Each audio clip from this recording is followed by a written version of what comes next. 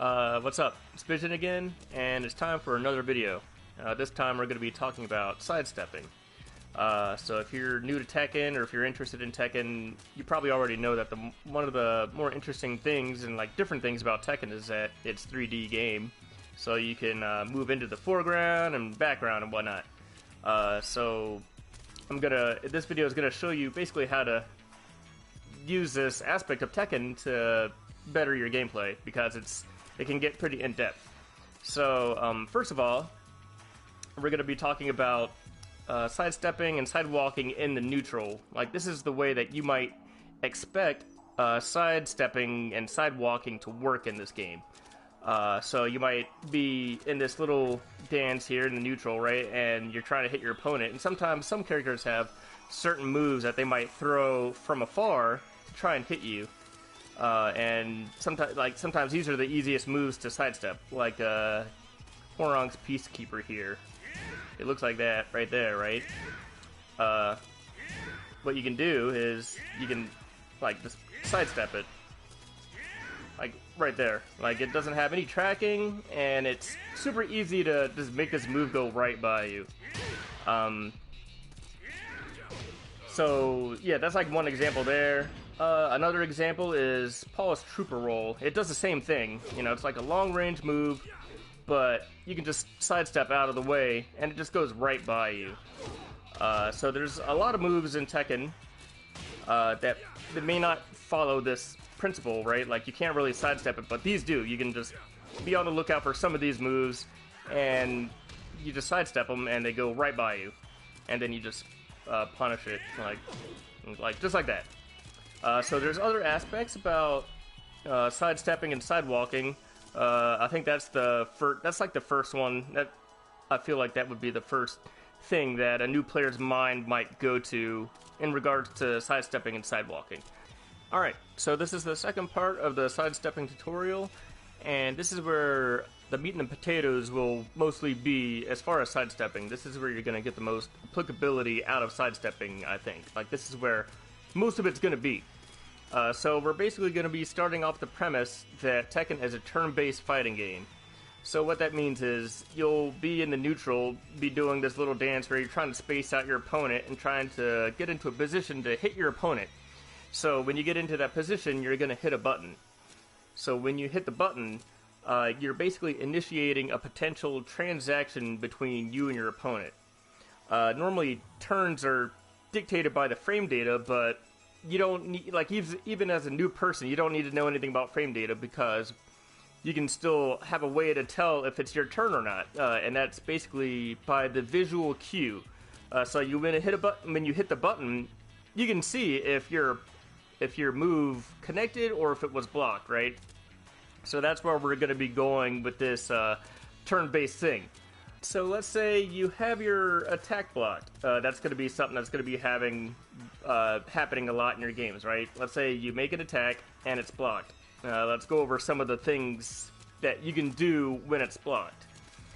So let's say your opponent blocks your attack. You can and you know that it's their turn. What you can do is you can block, which is a good option to have. Sometimes you want to be blocking. You can do an attack. You can contest the frames, which is sometimes good, but not always, because sometimes you're going to get hit up. You're going to get blown up by counter hits. So it's not always a good thing to be mashing or trying to hit a button when you're getting hit, or when your opponent blocks your turn. But also what you have is sidestepping. So this is how you might be able to sidestep. Here's a quick example. Let's pretend you're Brian, and you do an attack, and your opponent blocks it. What can you do? Just like that, see? You can do a fast attack like that, and then you just sidestep to basically try and take your turn back. It's a way of kind of manipulating the turn-based system. So what about if you get hit, though? What if your opponent hits you? What do you got to do? One of the best examples here is lows. The lows in Tekken are too fast, so you can't react to them. So you're going to be eating lows, and there's not much that you can do about it, right? you can't see him coming, and also you don't want to be ducking all the time for these lows because then you're going to eat a hot kick to the face or some other launcher or whatever. So here's another example of how we can reverse it and see what you can do when you get hit by a low. And when you get hit by a low, we're assuming that it's your opponent's turn again because they hit you. Oh, sorry.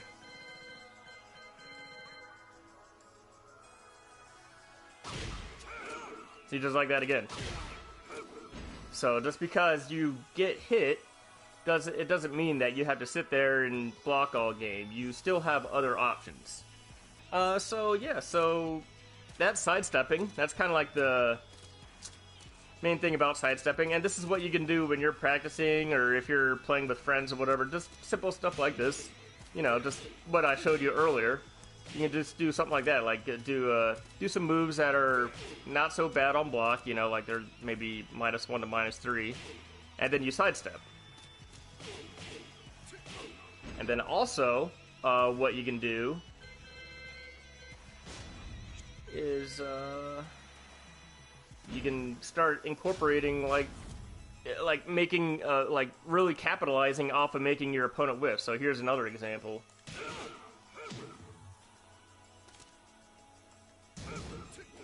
Just like that, bam, counter hit, free launcher, just for sidestepping and doing like a magic 4. Yeah, just like that. So that was the second section of sidestepping, and yeah, I just wanted to clear some potential questions up before I get on to the next part. I wanted to answer a few questions that you might have regarding sidestepping, because sidestepping is one of the scariest aspects of Tekken, you know, because you can't block when you're sidestepping, and you're still putting yourself at risk when you sidestep. And there might be plenty of times when you're playing Tekken and you're trying to sidestep and you're like, why isn't it working? I'm doing what he said in the video, I just can't understand it, why isn't it working? So there might be a few reasons as to why you're sidestepping and you're still getting hit, right? So there's a few things that you got to look at here. So let's see. First of all, you got to remember that there are moves in Tekken designed to keep you from sidestepping, right? So like, as good of an option as it is, every character has a way to deal with it, right? So like just like that one right there, right? That's a homing move. If you see the little white sparks on his feet, all characters have homing moves, and that's one of Armor King's right there. And if somebody thinks that you're going to sidestep, they're going to do a move like that, and it's going to hit you every time. There's nothing you can do. You need to either block it, or you need to duck it, or whatever. But sidestepping here is not an option here, because you're just going to get hit. So that's one. That's kind of like the most, probably one of the easiest, right? So here's another one. Maybe they're not doing homing moves. Maybe they're just doing normal moves, and you're still getting hit. Why are you still getting hit? So what you need to understand here, like, he's not doing a homing move or anything, he's just doing a normal jab. But what you might not know is that moves in Tekken have tracking, and sometimes they tend to track to certain sides. If you ever heard the idea that you want to step Mishima's to the left, or you want to step Miguel to the right, there's a reason for that, because certain moves that they might be throwing out only track to a certain side. So let's say for Armor King right here, maybe you're fighting Armor King and you're trying to step in it, it's not working. Why isn't it working? Right? Like, I'm trying to sidestep. Okay, I sidewalk right there. That's different from sidestepping. But yeah, so why isn't it working? Well, you're actually, like in my case here, I'm actually sidestepping the wrong way. You need to sidestep the other way to evade this move. That makes it a lot easier. See, I'm not even sidewalking, I'm just sidestepping. So when you're playing somebody, and if you're trying to sidestep and you're not successful at stepping their moves, that might be another thing you have to look at. You need to look at, you know, the tracking of the moves, or maybe consider stepping the other way. Another thing that might stop you from sidestepping is your actual character. Like, some characters are better at sidestepping than other characters. Like, so this thing right here that I was doing with Miguel, right? The sidestep. I labbed this exact thing, except with Marduk, because I was playing Marduk online, and I was versing an Armor King, and I noticed that I could not sidestep this for the life of me. I was like, what the heck? Like, when I would play Miguel, I could swear that I sidestepped that all the time. So, yeah, you need to take into consideration the character that you're playing and see if sidestepping is, you know, like, maybe they're not as good at sidestepping, maybe their hurtbox is so big, so you need more frames to clear the hitbox, right? And also, lastly, just real quick, that's the last thing that dictates whether sidestepping will work for you or not. It depends on the frames. So this is where it helps to know a little bit of frame data, because, like, let's say, let's see.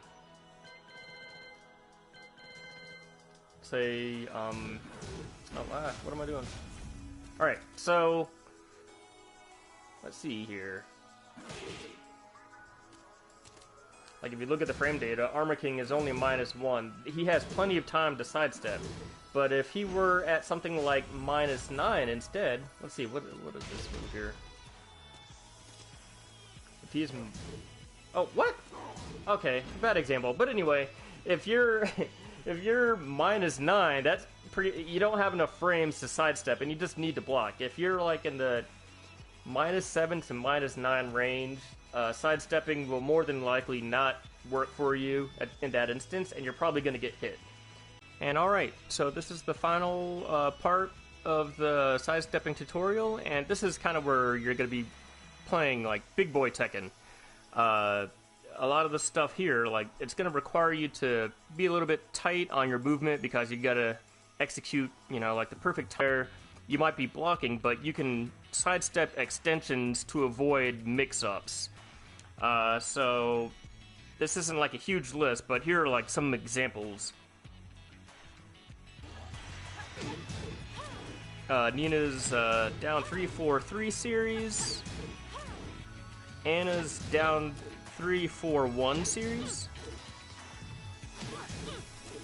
Jin's laser scraper.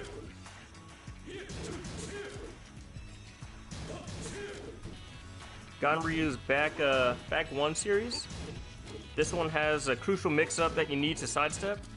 Claudio's Axion move. You can sidestep the second hit. And lastly, Claudio's Nova Eruption. So that's not like an exhaustive list. There's other strings that you can learn how to do, but those are just a few examples. And just how, like, some of these strings you really need to sidestep, like with Ganryu's back 1 series. If you're sitting there blocking the whole string, you're going to eat a 50-50 mix-up every time. It's crucial that you sidestep the after blocking the first hit, so you can get out of there and avoid the mix-up. And for Claudio, his Nova Eruption is actually unblockable if he has Starburst. So the only way to avoid this move when it connects is to sidestep the second hit. You need to get out of there because you can't block this move. And that's it for the sidestepping tutorial, so I hope that was useful, and I'll see you guys in the next video. Don't forget to like and subscribe.